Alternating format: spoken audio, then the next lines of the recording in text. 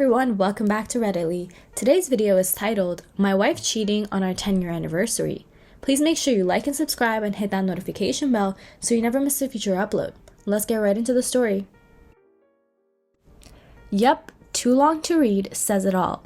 My 35 male wife, 35 female, and I were married 10 years ago yesterday. She has been working on a big project for the last few months. The last 4 weeks or so, she has been putting in extra time, staying late, going in early to finish up by deadline. This is a career maker for her.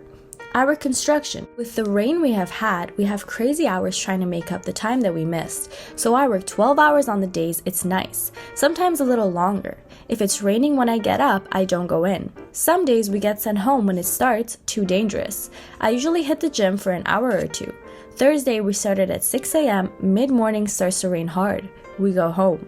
I go to the gym as usual. I cut the workout short and head downtown to see wife, Megan, and to give her flowers and make plans for dinner that night if possible. We really haven't seen much of each other this week. I went to bed about 9 p.m. and she wasn't home. She called me earlier and told me she is working late, not unusual for the past month. I stopped and got some flowers and went into her building at about 12:30.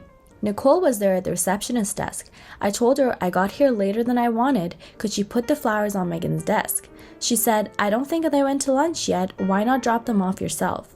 She buzzed the door to get back to the offices. The place was deserted. I went to her office. The door was closed. I always walk in unless the receptionist tells me she is in a meeting. I walk in, some guy is standing behind her, nuzzling her neck. She is reaching back over his head. She is giggling only as she can, saying, Gotta get this done. I am gut punched. I slammed the flowers down and said happy anniversary and walked out. I didn't hear what she said, just went past Nicole, said goodbye and left. Made it to the elevators and out the building, then my phone started ringing. I bawled my eyes out all the way home, went into garage and pulled my camping gear out of the rafters and took off. I drove about 2 hours to a state park. I have no idea what to do. I just had to run. I hiked a trail we have been going on in the past. It's about a 3-hour hike. I don't drink so much, so I had no booze. I just sat there thinking. Looking back, I am glad I was in a rush. Normally, I bring a 45 cal with me. Camping, we have black bears which generally scare off, but get aggressive if hungry or cubs around. The way I was feeling, I might have ate the barrel that night. My phone was blowing up from Megan, so I had turned it off. I left the park to get reception, turned it on to see my good friend called. I called him back. He said Megan called him to check on me, make sure I didn't do anything stupid. We talked a bit, think this through, and we'll catch up on Friday. So while I am thinking about this, I go over our marriage from the beginning to see what I missed. We come from completely opposite backgrounds. My grandfather raised me with my mom. He taught me about life. He had a little saying about everything. He told me marriage would be the hardest job I ever had. You had to work on it every day. God, I miss him. We did not have much, heard mom and grandpa having many discussions about bills. They worked hard and my brother and I did not miss out on anything we knew of. Megan was born into money, not overly rich but very comfortable.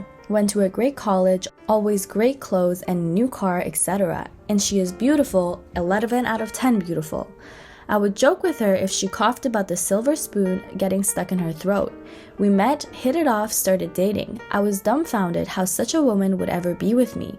We dated quite a while before she told me about her parents and lifestyle.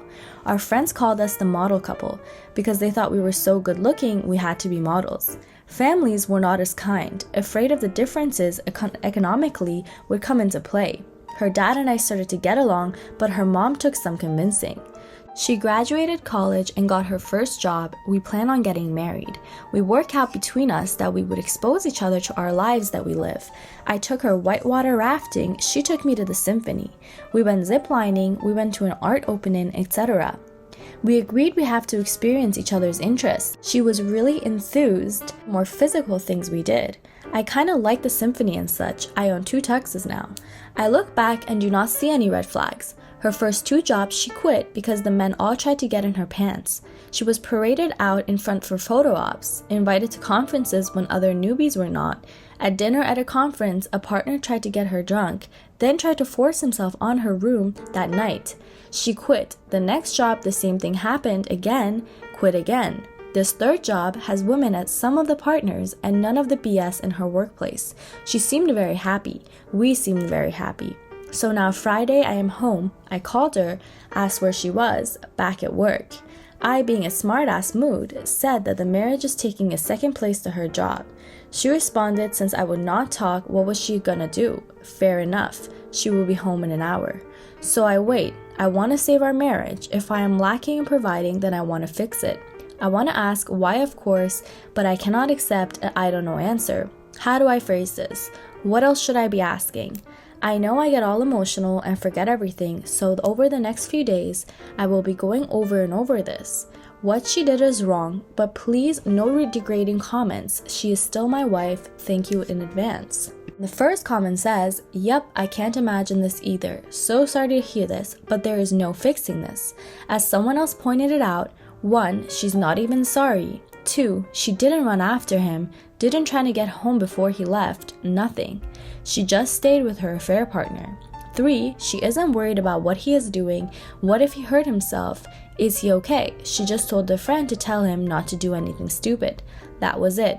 No, she went to work to her affair partner, business as usual. 4, she went back to work to her affair partner after being caught. And 5, she's going to trickle truth him. 6, this seems to be a repeating situation. And 7, on their 10-year anniversary.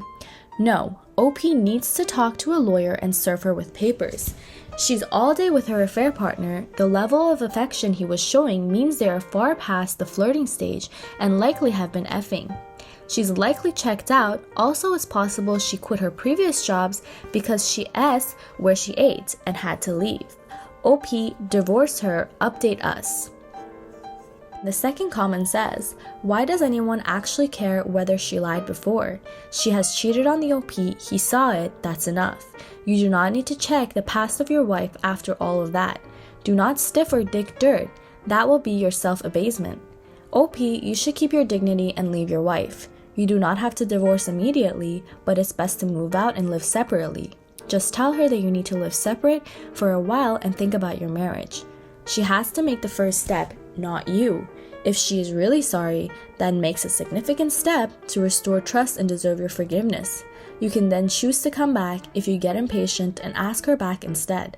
Then she'll have no respect for you and you will have to give up a lot, which will likely make your life miserable. The third comment says, I have been in this situation and stayed. I didn't want my boys to grow up in a broken home. I stayed and tried to forgive her, but I kept the anger and resentment locked deep inside and it was awful.